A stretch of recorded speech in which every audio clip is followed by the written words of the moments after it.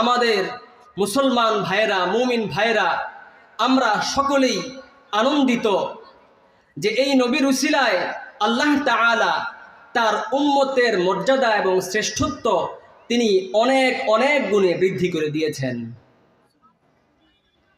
রব্বুল আলামিন সূরাতুল আম্বিয়া এর 107 নং আয়াতের মধ্যে ইরশাদ করছেন, ওয়ামা আরসালনাকা ইল্লা রাহমাতাল লিল আলামিন। হে নবী, আমি আপনাকে দুনিয়াতে প্রেরণ করেছি, আমি আপনাকে দুনিয়াতে পাঠিয়েছি, আপনি সমস্ত জগৎবাসীর জন্য রহমত হিসেবে দুনিয়াতে প্রেরিত হয়েছেন। সমস্ত জগৎবাসীর জন্য, জগৎবাসীর মধ্যে মুমিন আছে, মুসলমান আছে, তার বিপরীতে কাফের আছে, বেঈমানও আছে।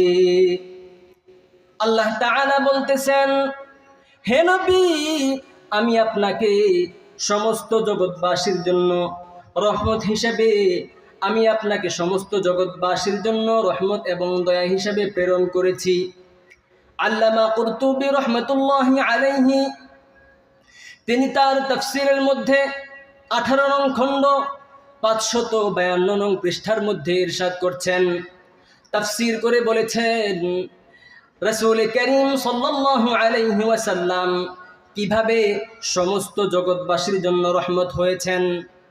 ফাআম্মা মুমিনুহুম ফাকাদ হাদাহুমুল্লাহু বিহি ওয়া আদখালাহুম বিল ঈমানি বিহি ওয়া বিল আমালি বিমা জাআ বিহি মিন ইনদিল্লাহি আল জান্নাহ।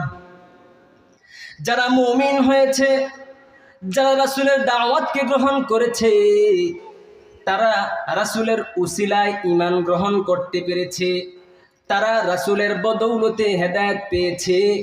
ঈমান আনার কারণে পরকালে আল্লাহ তাআলা তাদেরকে জান্নাতবাসী করে দিবেন। পক্ষান্তরে যারা কাফের, তাদের জন্য নবী রহমত কিভাবে হয়?